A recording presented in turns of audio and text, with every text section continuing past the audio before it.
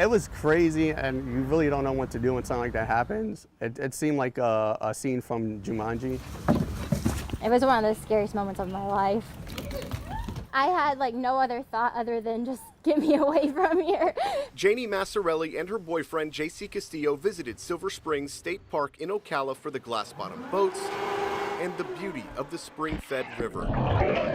They were pretty aggressive. There's another one. But in February, they got a close encounter they never expected, facing down a troop of 40 to 50 rhesus macaques on the boardwalk. And as soon as he turns around and looks at me, he starts charging.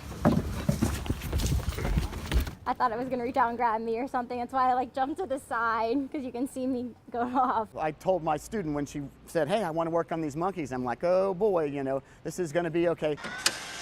University of Florida biologist Dr. Steve Johnson was part of a group of scientists that studied rhesus macaques inside the park. They estimated that 30% of the monkeys were carriers for the herpes B virus. And a very small percentage of them shed a potentially lethal herpes virus.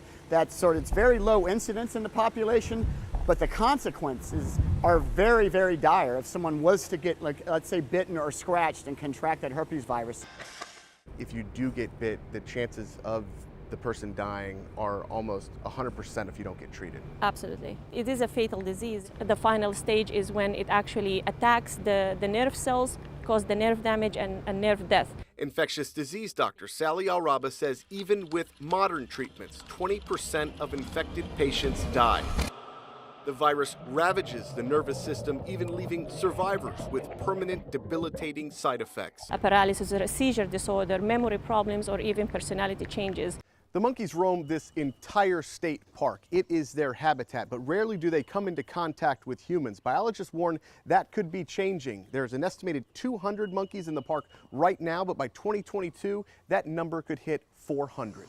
These rhesus macaques are survivors. They are the most widely globally distributed non-human primate. They're smart, they adapt. The monkeys native to Southeast Asia have made the entire state of Florida their new home. Rogue males on the hunt for new territory break out of the park and have been spotted from Ocala to Key West and the Tampa Bay area. A Facebook page with 85,000 likes called The Mystery Monkey of Tampa Bay captivated the nation when a rhesus monkey roamed our area from 2009 to 2012. Long overdue warning to the residents of St. Petersburg, Florida. Stephen Colbert even getting into the action with a recurring segment called Monkey on the Lam. This is Monkey on the Lam. It is amazing to look back at the history and see how we got to this point.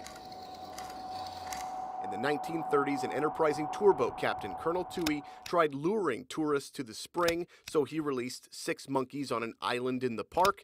His vision: take tourists on an African-style jungle cruise, but he overlooked one thing. They are quite good swimmers. They escaped, so Toohey released 6 more. Unchecked, the population exploded. Kayakers and boat captains fed the monkeys for decades. It is illegal now, but people still do. Massarelli watched as a private boater gave a monkey an apple. I was freaked out because then it was looking in our kayak like, do you have any food too? From 1984 to 2012, trappers removed approximately 1,000 monkeys from the park. And when the public learned those monkeys were sold to biomedical research facilities, that trapping stopped. Even today, the public is split. The shock of their human faces, I think, for me was incredible. I would hate to see them leave the area. I think try and keep them here and keep them healthy. I agree. You know, they become to live here, so let them live. An imbalance in nature, and it's not natural. They know what they can do. It's a question of would the public be up in arms if they did what was needed to be done.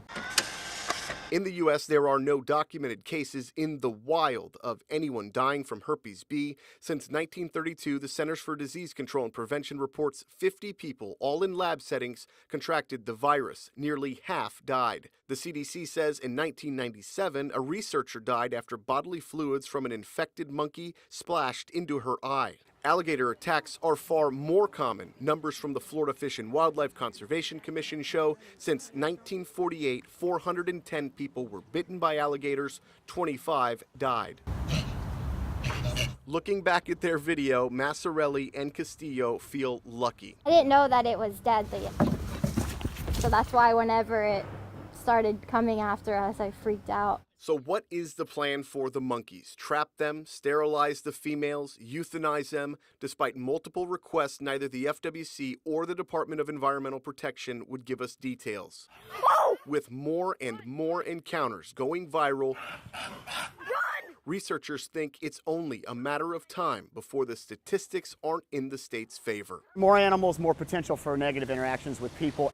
They can be aggressive, and you don't want to anger those monkeys. In Marion County, Michael Paluska, ABC Action News.